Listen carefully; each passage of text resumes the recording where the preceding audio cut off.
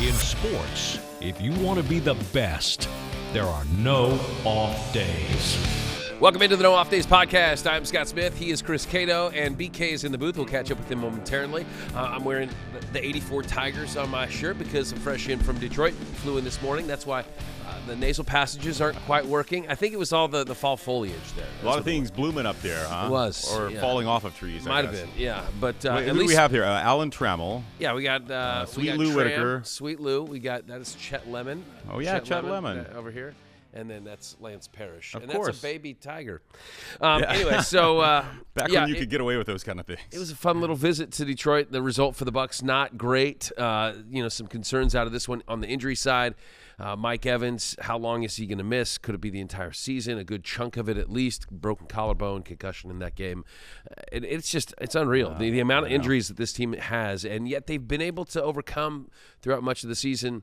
It seemed like against the Lions, they were going up against a team that is very high caliber in the conference, and they just had no offensive answers, And so could there be a rematch in the postseason with a different result? I certainly think so. That was not the best that Baker Mayfield and the offenses looked. No, everything was a little off. I think the defense played okay. They tried to keep the Bucs in it as long as possible. A couple of explosive runs by Jahmyr Gibbs, of course. That's tough to bottle up. But again, that lack of offensive production, surprisingly, against a Lions secondary that was using reserves. Their entire secondary was reserves. So it's not just the Bucs that have dealt with injuries. You just got to find a way to pick yourself up off the mat, and the Bucs are still a very good team, and go ahead and take care of New Orleans. Yeah, I took care of some Detroit style pizza while I was there. You did. Buddies, have you heard of Buddies? I've heard of Buddies. Haven't had it. Yeah, it was good. I'd never been there before, and what I liked about it was it's kind of like the way it's spread out. It's like just cheese bread. There's not really a definitive crust to it, so it just kind of the cheese goes up to the edges, and it's probably preferred eating with a fork.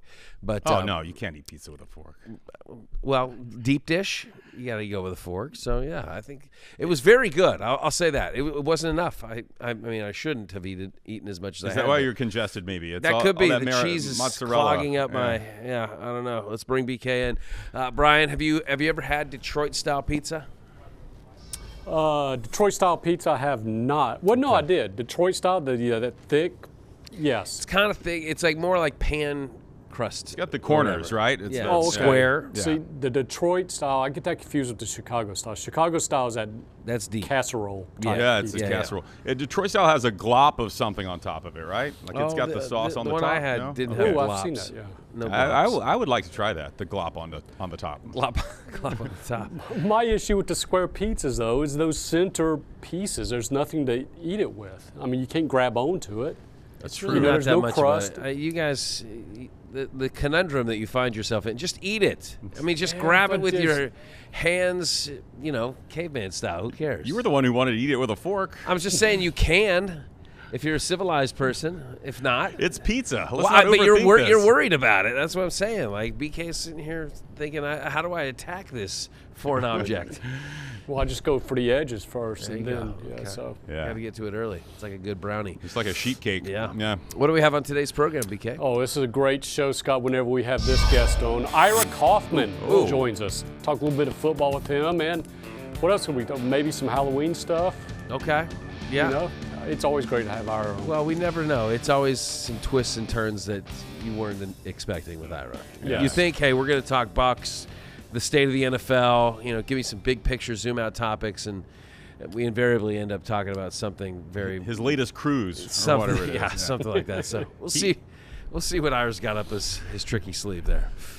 And at the end of the show. In the show, how about the NODPOD Gazette Halloween version? Okay. Oh yeah. So we'll break that out. That could be good. Could be. Always hard to tell the truth when the NODPOD Gazette is spitting out headlines. Plus, when they have their Halloween edition's quite famous, actually. So, that's nice that we're finally featuring it. Yes, it has lined many bird cages around the Tampa Bay area. Yep.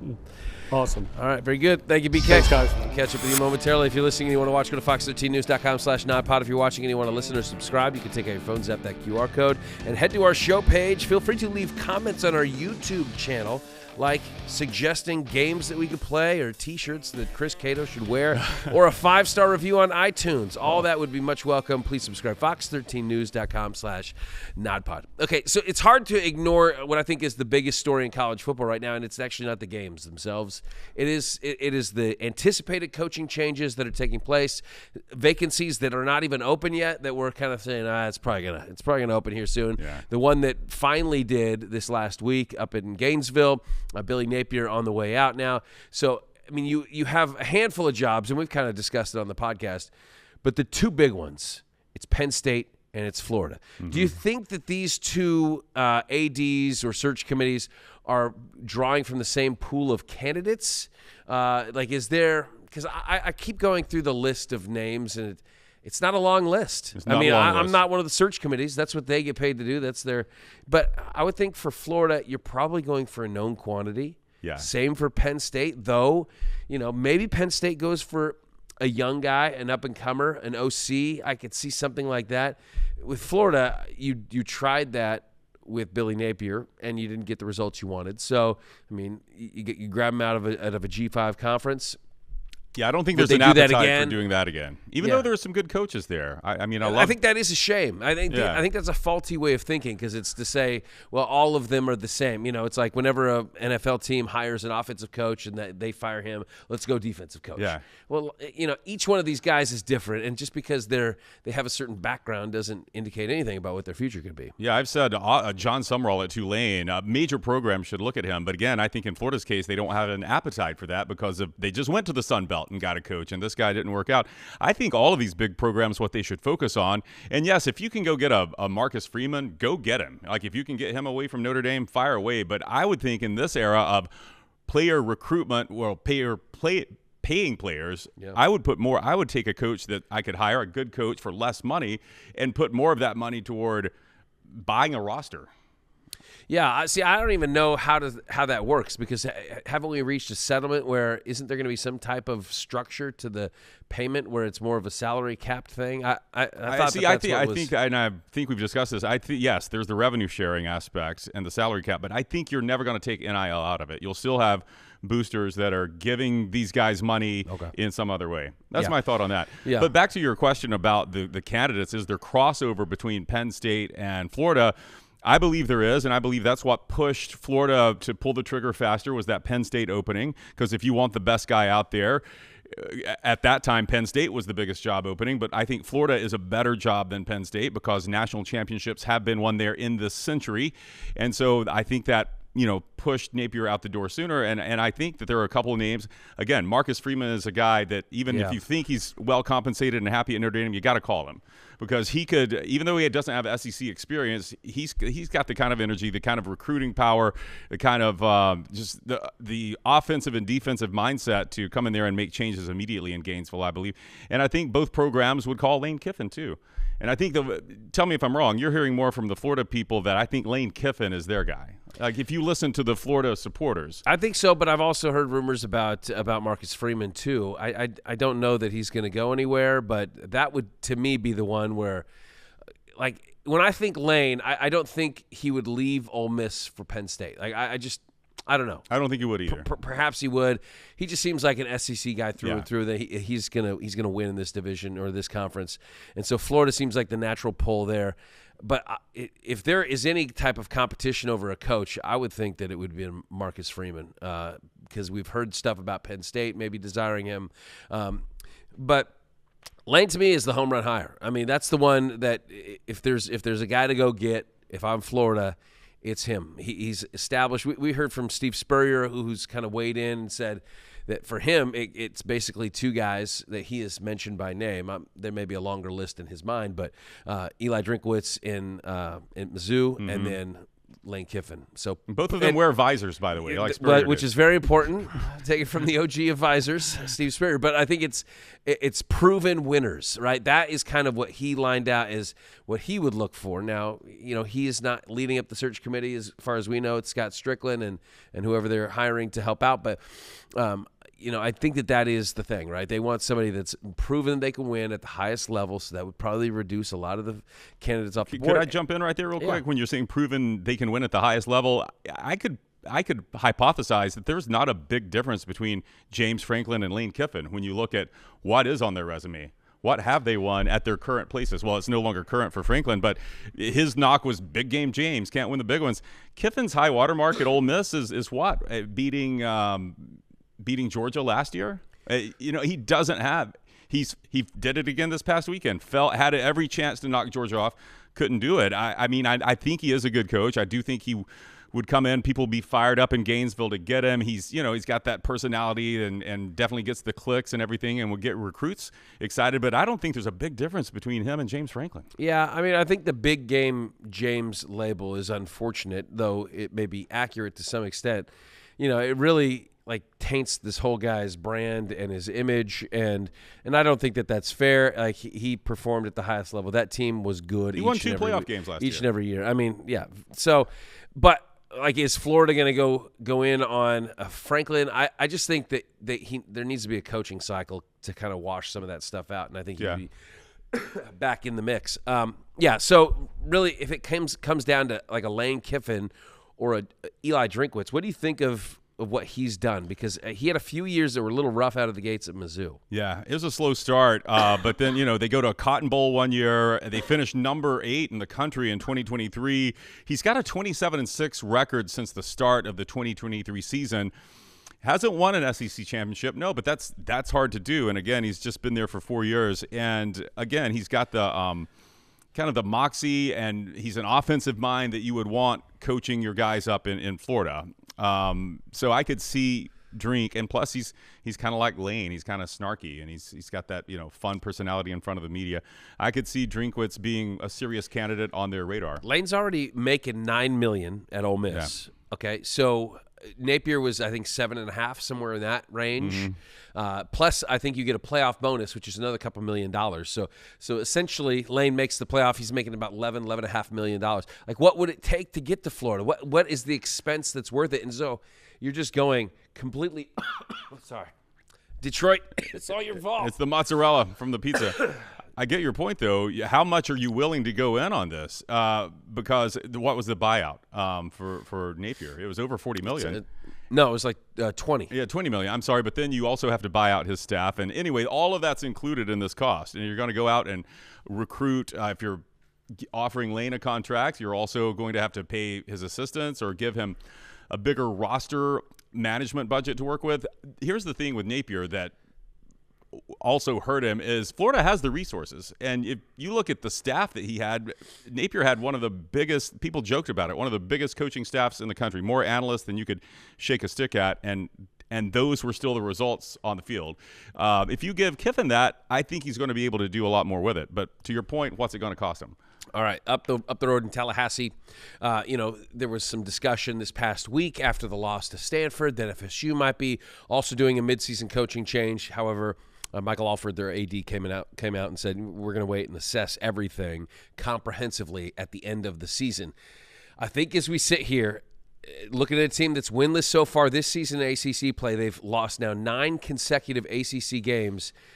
Things have fallen off a stark cliff for FSU, even despite the big win at the start of the season against Alabama. I mean, you have to consider that, I guess, to some degree, and that may be the only reason that Napier still, or that Norvell still has a job. But it sounds like there could be a time changing up there as well. Where does that rank in terms of how ideal of a job that is? If it opens up, what would you? Where would you go there? I mean, because if they've not filled Penn State, they haven't filled Florida yet, and we're still sitting here at the end of the season. Because I don't know that you would hire somebody that is currently. You're not going to hire somebody currently working before the season's over, right? Absolutely, right. So I mean, FSU, if they make an end of the year season, end of the season change. Do they creep ahead of a Penn State? I do. I'd put them above Penn State again, and it's because of we've seen it at Florida State where you can win a national championship. It has happened in this century. It hasn't happened in Happy Valley since the Paterno days in the 80s. And also, I feel like you're it's easier to recruit to Florida State, right? It's harder to get guys up to central, middle of nowhere Pennsylvania. Florida State has all this talent around it in Florida and Georgia and Alabama and Louisiana where you can reach out and get it, and we've seen it work there before. So I would put that just below. I'd go Florida 1, Florida State just behind that, then Penn State in that order. I mean, there are some talented young coaches, and like there is a Brett Lashley at SMU, another name that's kind of been circulated. He's got some SEC experience too. He seems like he's a fit for the Arkansas job, right? He played quarterback there. He's from there. Like that would make the most sense. But still, like you have Jed Fish at Washington. Mm-hmm. I don't know that I've seen enough, honestly. I mean, he did some good things at Arizona, but he did not do great his first year at Washington. And I know there's a lot of change after DeBoer left, but it's still early this year. I would like to see more from him at Washington. Does a Lanning leave Oregon? Is he willing to listen? I think some of those programs will make a call. I do think Dan Lanning wants to get back to the SEC, no matter how much you hear him say he loves Oregon. And obviously, but didn't he have the opportunity last year or 2 years ago? Did he? Potentially with Alabama. Yeah, I don't know. Unless he was dismissing a job that he was never going to be offered. I don't know that was ever really a legitimate offer that was made to him from the Alabama people. I heard that they were swinging at Norvell. Thank goodness missed the mark there, and DeBoer. I think Dan Lanning does want to get back to the SEC. I could be wrong about that. And if I'm Florida, I'm calling him. I'm going to kick the tires. I don't think he'll go to Penn State. I don't even know if Penn State makes that call. That's interesting. I hadn't thought of that one. I would also, it's like some of these guys need to look at, okay, if your program cannot win big games, you're beating everyone else you should beat. Look at coaches that can go out there and with a lesser roster take care of it. Look at Jeff Brom at Louisville. Like that guy's a fun offense, and they just beat Miami. I mean, I know he's a Louisville guy. I don't know if he wants to stay there forever. And Clark Lee at Vanderbilt. I mean, how can you not say that he's not a really good coach when you can take a Vanderbilt roster and build? We have to talk about Vanderbilt being a real contender for the college football playoff now.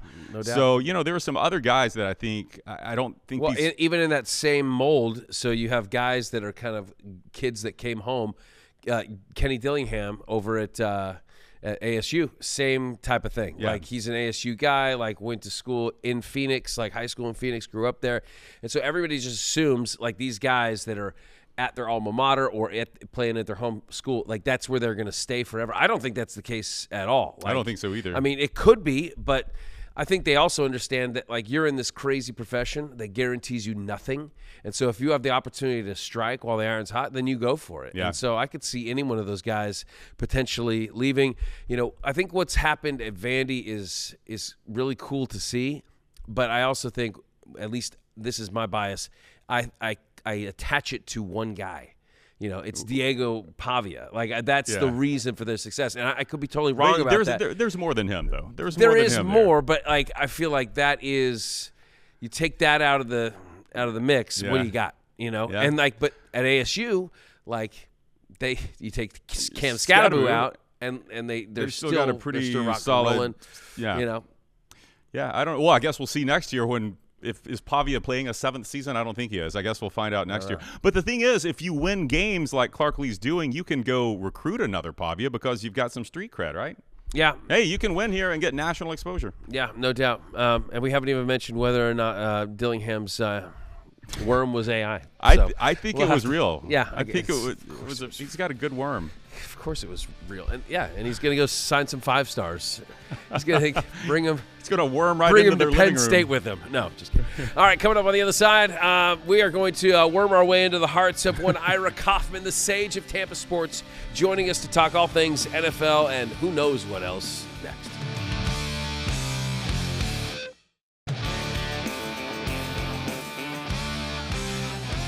As you well know, Chris, there is only one member of the NODPOD rod. That would be the No Off Days podcast Ring of Dignity, and that would be one Ira Kaufman, the sage of Tampa sports. And as often as we can have him on the podcast, we are going to do it because it's fun to talk football with him, get his thoughts around the NFL. This Bucs team coming off that Monday night loss to the Lions this last week. But we just never know what we're going to get. So, I know what I'm going to get. A lot of Scots. Hey, Scott. Start your Scott counter now. Here's my interview with Ira Kaufman. I know that you just had your flu shot. So whose arm hurts worse, yours or Mike Evans right now? I got to go with Evans. Clavicle's really painful. Really painful. Golly.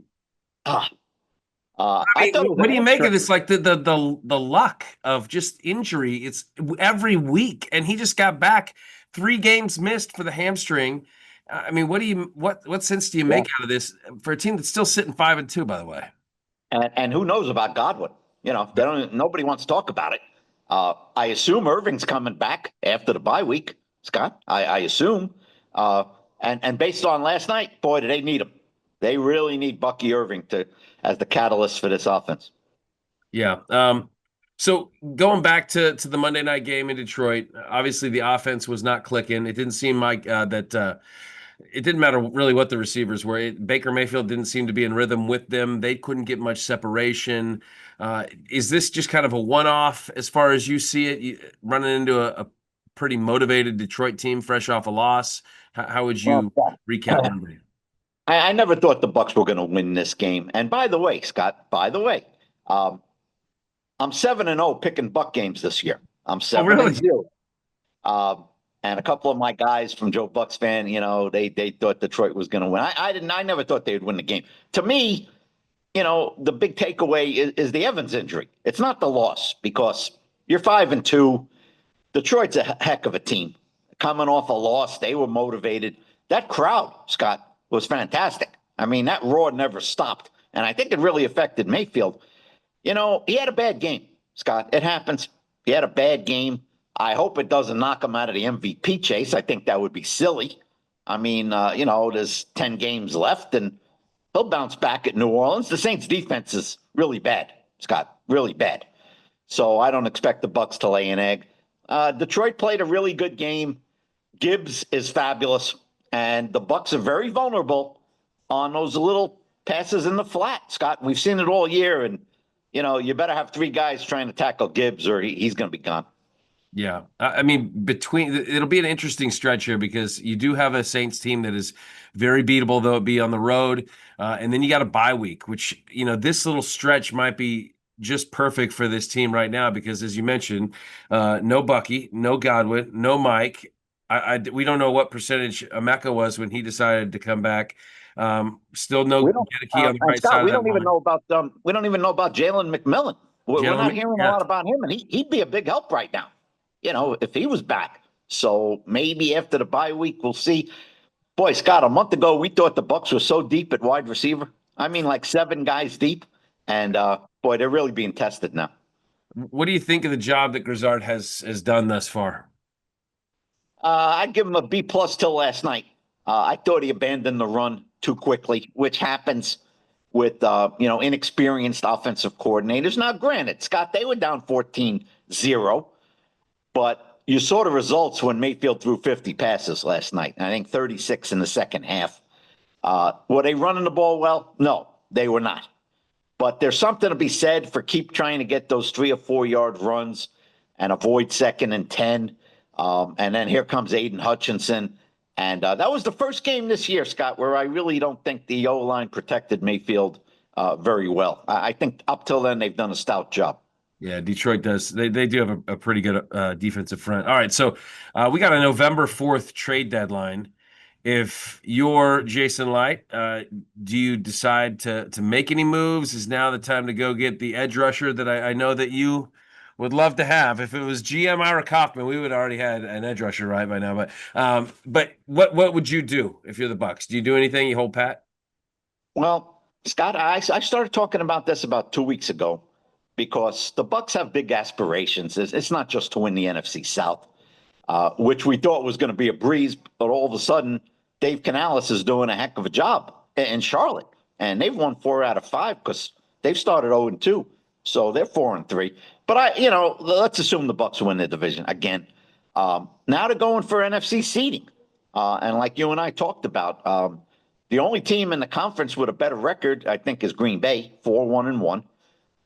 They're tied with Philly. Philly's got the advantage. They're tied with Detroit. Detroit's got the advantage, tied with the Niners, and the Bucs have the advantage. So anyway, along those lines, Scott, and this has nothing to do with Hassan Reddick leaving the game yesterday, because quite frankly, Scott, and I know you're with me on this.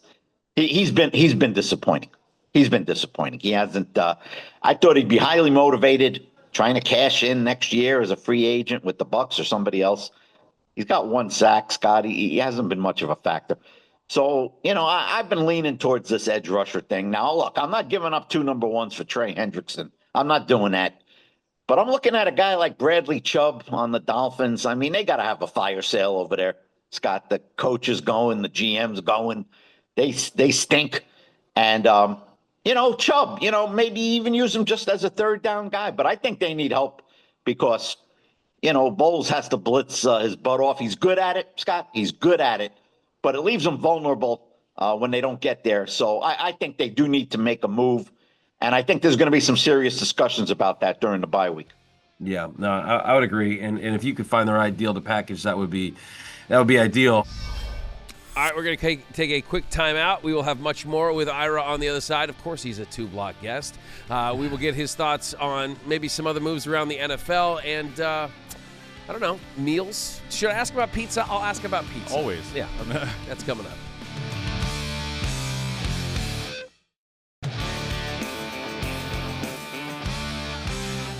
Welcome back to the NODPOD. Without further ado, Chris, unless you would like to ado. Are you wanting to ado anything? I do not ado. Okay, without further ado, let's continue our discussion with the great Ira Kaufman.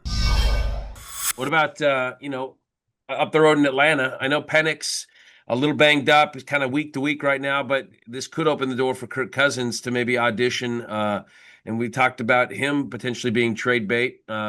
What do you think the story is going to be for Kirk Cousins? Has he got 1 foot out the door into retirement, or do you think he has a second act here? Well, I'm with you because to me, Atlanta's like a poster child for a team that, they can beat almost anybody and they can lose to almost anybody. They lost 30-0 to Carolina, and it wasn't that long ago. And then they bounced back and beat a good team. And then, they scored 10 points against the 49ers. Which wasn't very impressive. So Penix is very up and down, Scott. I think Cousins is sitting there biding his time. Arthur Blank's not getting any younger. He ain't 48 years old anymore. And Raheem's got to win, and he knows it. So there's a sense of urgency in Atlanta. And suppose Penix has a couple of shaky games, and they're 500, and Blank gets a little antsy, and he might order Cousins to come back in there, and it wouldn't shock me if Cousins does pretty well, Scott, in a limited role. But he can't move, so they better protect him. But Penix is okay, but he's not great, Scott. He's far from great. Right. All right, the Sage Power Rankings, and we start at 1, we end at 1. Number 1 team, according to the Sage Power Rankings in the AFC right now. I can't believe I'm saying it. Mr. Steichen has the Colts going crazy. And, we talk about the MVP, Scott, and it's almost always a quarterback, almost always. And the usual suspects, Mahomes is back in the mix because they're playing well. You always got Josh Allen hanging around and Mayfield is conversation. Jonathan Taylor. Now, it's rare for a running back to win. Adrian Peterson won it, Scott, but no quarterback had an unbelievable year that year, and he had 2,000 rushing yards. This guy Taylor might have it, Scott. He's going great guns. He's got 11 touchdowns. I mean, how many is this guy going to score? And that's a running team with a good offensive line. So right now, the Colts don't beat themselves, and Daniel Jones does just enough. They're the team to beat right now in the AFC. All right, and in the NFC, who you got? Philly's up and down, Scott. They're a little bit up and down. They can't get Barkley going. I think that's the whole key to their offense is to get Barkley going. I see A.J. Brown finally shut his yap. He caught a couple of touchdowns. But, you look at Detroit last night, Scott. You look around and you say, wait a minute. They got Gibbs. They got St. Brown. They got Penny Sewell at right tackle. That's their version of Tristan Wirfs. Sure. And they got Hutchinson. I mean, Scott, that's 4 guys that might be in the top 40 players in the league. Campbell's a good coach. So I got the Lions atop the NFC, but the Bucs are right there, Scott, right there. The Lions deserve to win, and any Buc fan that thinks the officials hosed them out of that win, I think they're living in dreamland. The Lions were the better team. All right, Halloween's right around the corner, Ira. The best Halloween costume you ever wore as a child? I would say a Brooklyn Dodger. I think it might have been Pee Wee Reese. Might have been Pee Wee Reese, and I had a glove with me. Really? While I was ringing people's doorbells in Brooklyn. It's hard to select the candy if you got the. Did they toss it into the mitt? It is, but you got to complete the costume. And the guy opened the door and he saw me, and I had the glove, and he went in and got a softball and he threw it at me, and I dropped it, Scott. And then he didn't give me any candy. No candy. Yeah, Pee Wee Reese's peanut butter cups. Am I right? Isn't that one of the questions? You used to ask me what my favorite Halloween candy was. Yeah. That was one of your questions. Yeah. That was the most controversial moment in tailgate history. Was when you said Reese's Pieces over Reese's peanut butter cups. Everything was off the rails at that point. All right, so we just got back from Detroit. I got another one for you. Best pizza: Detroit style, Chicago style, New York style. Come on, Scott. You know where I'm going with this. Now, I will say, I hear Connecticut is a very, very strong candidate. There's a couple of places. There's a couple of places in New Haven that are supposedly have lines around the block, like all day and all night. And I haven't had it, but I don't like the deep dish, Scott. I'm not using a fork and a knife on my pizza. So give me the New York pizza, Scott. And here's the telltale sign. You fold it though, right? Yeah. You fold it. And here's the telltale sign.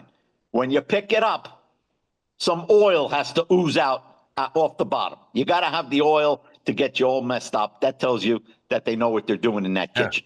That's how my wife selected me too. What is the Mrs.? What's her best dish? What's your favorite that Mrs. Kaufman dials up? Stuffed shells, Scott. Stuffed shells with red sauce. A little vegetable on the side. A glass of wine, and then who knows what's going to happen after that, Scott? That's the exciting part.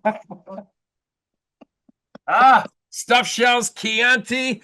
The night is still young. The Kaufmans enjoying their evening. And it's Katie Bar the door, Scott. Hey, absolutely. The great one. The sage of Tampa sports, Ira Kaufman. Great seeing you as always, my friend. I think we got a little more than we signed up for with that little interview with Ira. That's good stuff. All right, coming up on the other side, BK is back. The NODPOD Gazette has a Halloween edition. Oh, boy. Yeah, something very spooktacular heading your way next on the NODPOD.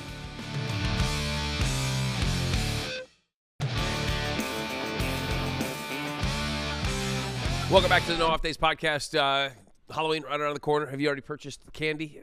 I haven't. I've not, because if I purchase it now, I'm going to eat. If I have it now in the house, it's going to get eaten. Okay, so I will try to hide it from myself, and I'll find it. All right. So I'm trying to protect myself. You already know what you're going to be distributing? Yeah, I usually just like we've talked before. I just give out rocks. Things that you want? Yeah, just rocks. No, I just try to get rid of the stuff in my fridge. Yeah, potato salad, like whatever's in there. Half messed with mustard. No, I'm a generous candy giver. I'm not the full candy bar guy, but I usually buy a couple of big bags of your assortment of whatever it is. Hershey, M&M, Mars Company. Nice. Get all that in there. That's good. Yeah. How about you? I turn the lights out. Yeah, for sure. I don't want anybody coming to my house. Very good. I'm going to eat all that candy by myself. All right. So let's bring BK in with that. Brian is such a planner. I'm sure he's already got candy, right? We have candy, yes. Yeah. Okay. But it was not my doings. My wife bought it. Okay. She's thinking Actually, ahead. It was candy left over from last year. That's smart. Oh, well, get rid of it, That's smart. Smart. Yeah. But you hold that to the end of the night to get the kids that are coming from other streets. See, that's right? You don't want to give your neighbors next door bad. The year-old obviously. candy. Oh yeah, of course they get the good bag. Unless you're wanting payback for something, exactly, which is possible. Did their dog take a turd on your lawn? Something like that. You can plant it in there. All right, very good, BK. So we got a Halloween edition of the NODPOD Gazette. NODPOD Gazette, and like the past couple of fourth block things we've done, we've come up with some animation opens. Ooh. Right? Wow, we can't are wait. On fire. And fuego. Last time, I think we had 3 of them, but I only picked 1. So I thought this time I'd show you all 3 that AI spit out, and only let you decide which one should be the animated open. And I used the exact same description on all these, and you can't tell. I mean, but this was from the OMG. The OMG, the one must go. One must go. Yeah. But this is a whole new animation for for Okay, you got NODPOD 3 of Gazette. the new ones. This is Three a of the new. new Okay. ones. All right. right. I can't So- wait. And you decide which one's best. So here's the first one. Gosh, I'm so excited. Ooh, that is really. Yeah. What was that crashed? What? I don't know. I think it was something. What is that? The randomizer? Did the randomizer just crash? Wait a minute! That's a We cross should- branding. We should use that. We should just replace Gazette with the randomizer. Yeah. That was That's pretty cool. very good. Okay, that's one. How about number 2 here? Watch out, the streetcar isn't stopping. Whoa. Oh, God, look at the market stand. Everybody run! Watch out, the streetcar isn't stopping. Somebody's supposed to be God, selling look at the newspapers market somewhere stand. on there, but evidently that's what AI interpreted. I like that. I like that one Do so ya? far. I do like yeah. that. It looks like he's speeding up as he goes into that. Yeah, he's fruit accelerating over the fruit. stand. Yeah. But right through a NODPOD Gazette Yeah. paper or something like I that. kind of like that one. That was Okay. intense. And Yeah. here's the last one. You tell me what you think. Extra! Extra! Read all about it. The NODPOD Gazette. Oh, that's. Yeah. And that's Yeah. supposed to be Scott and Cato. Is it? Yes. The Okay, the guy on the right is Extra! Read all Okay, I about can it. see The it. Scott, but the NODPOD Cato Gazette. doesn't look nothing I don't like see me. I don't see me see in there. Cato. I don't see me. I see Scott a bit, A little bit, yeah. but that's the good. best one of the 3. I think so too. Yeah. Yeah. Yeah. We got to save it. So We gotta that'll be use it. that'll be our ones. So Yeah. I'll give you some headlines. You So tell me. I don't know who that guy is, but he's our future co-host. He's I'll know him replacing when I me. see him. He's in black and white. There he comes. All right. Wearing a extra, fedora. extra. Here we It's go. pretty fun. All right, here, real fake headlines. You tell me what they are. Okay, you ready for the Okay. first one? Mm-hmm. Trick to treat. A stay-at-home mom in California was shopping at a thrift store when she bought a Halloween mask. Once home, she decided that she really didn't like it and wanted to sell it on eBay. Turns out that mask she spent $5 for turned out to be worth over 100 times more than that. True or false? So what was it allegedly? Some type of ancient Egyptian Oh, mask? could be. Or? Or maybe it's like the mask from Scream. Like maybe it was the original Oh, yeah. one that was used in the movie. Yeah. I don't know. Or the face that Hannibal Lecter wore in Silence of the Lambs. I mean, I could see that. It doesn't seem far-fetched. There's all kinds of, my wife does some of that. She'll go into these stores and buy things like what Consignment shops? Yes, Or- yeah, yeah. exactly. Yeah. And like she'll it be turns like out to really be super proud of valuable? herself that she. Yeah. I'm like, I don't know. It's either way. You're spending money. Like you're Yeah.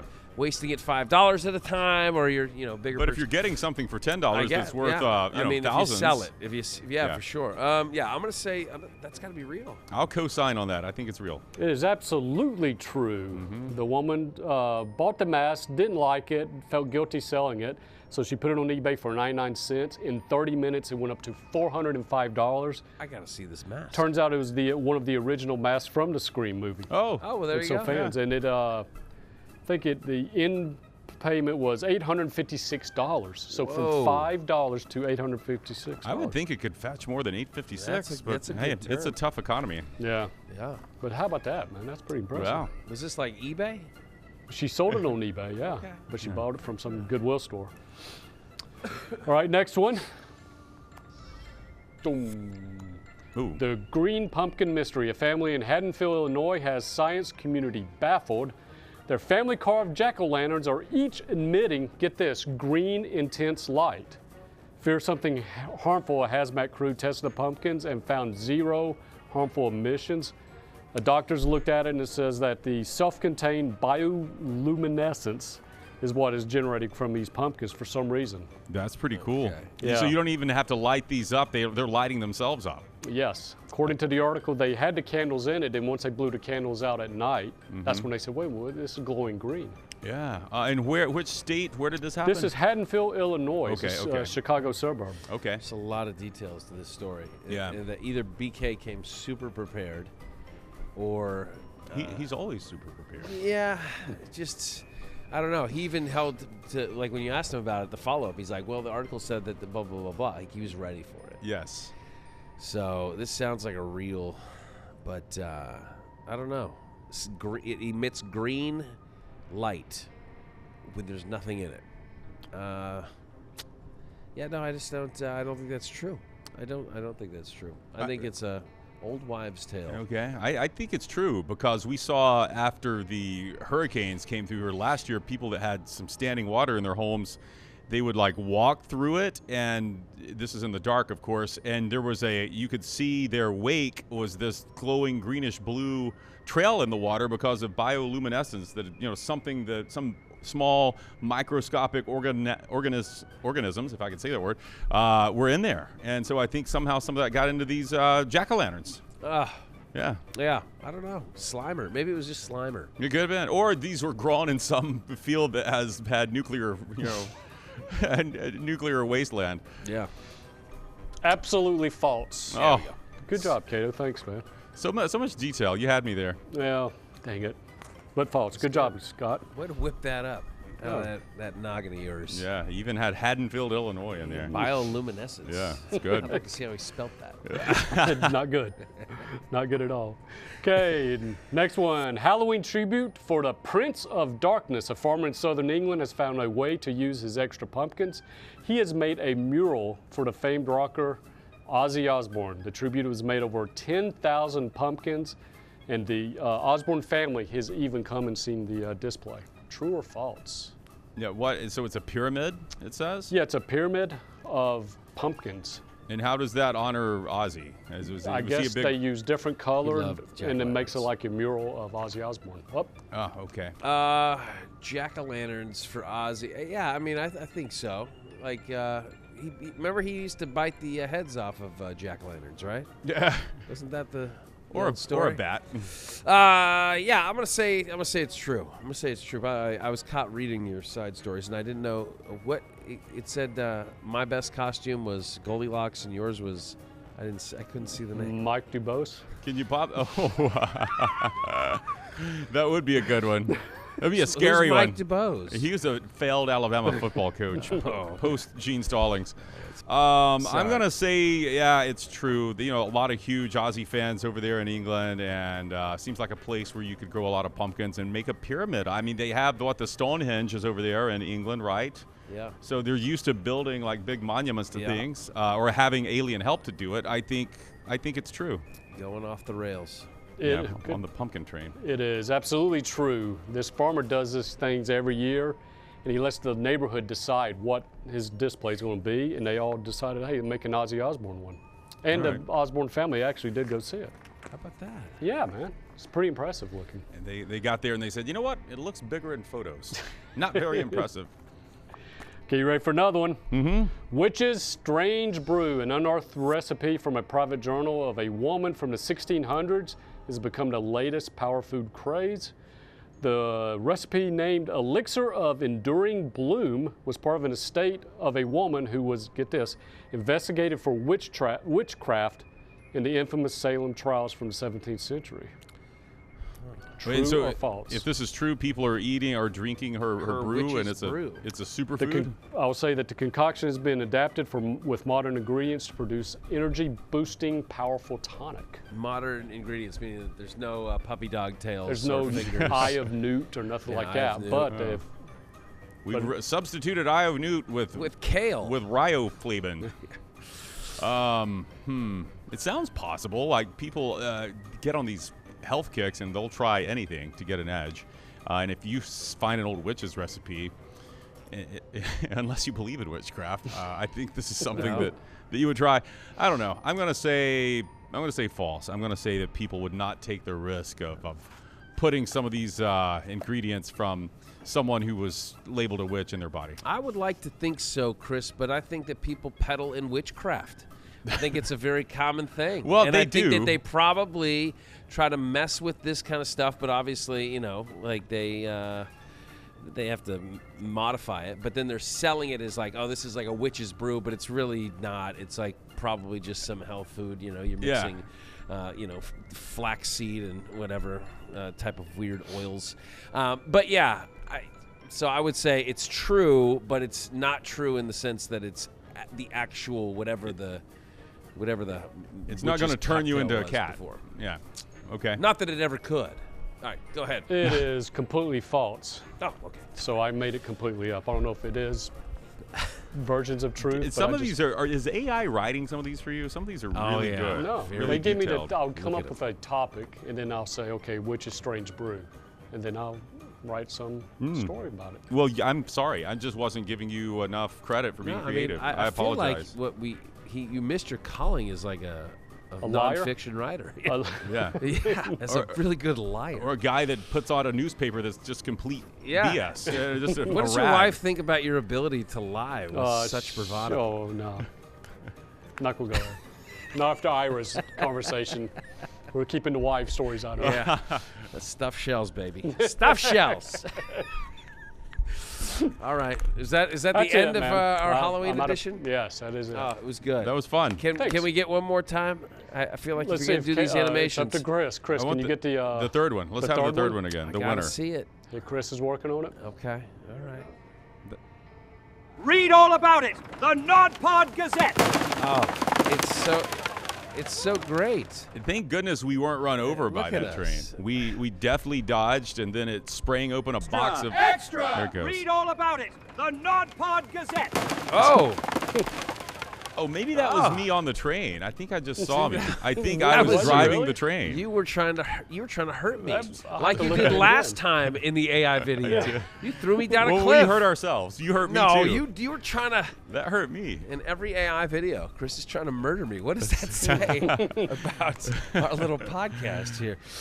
All right, very good. Thanks, you, BK. Guys. Fun game. All right, much thanks to our guest, the great Ira Kaufman. He's a NODPOD Rod. Much thanks to our NODPOD crew. We got Rochelle on the jib. We got Chris with the K on the ones and twos. For BK in the booth. For Chris, I'm Scott. Until the next time we are on, there are no off days. I don't need to murder you. That cold's going to do it for me. Not looking good, Pop.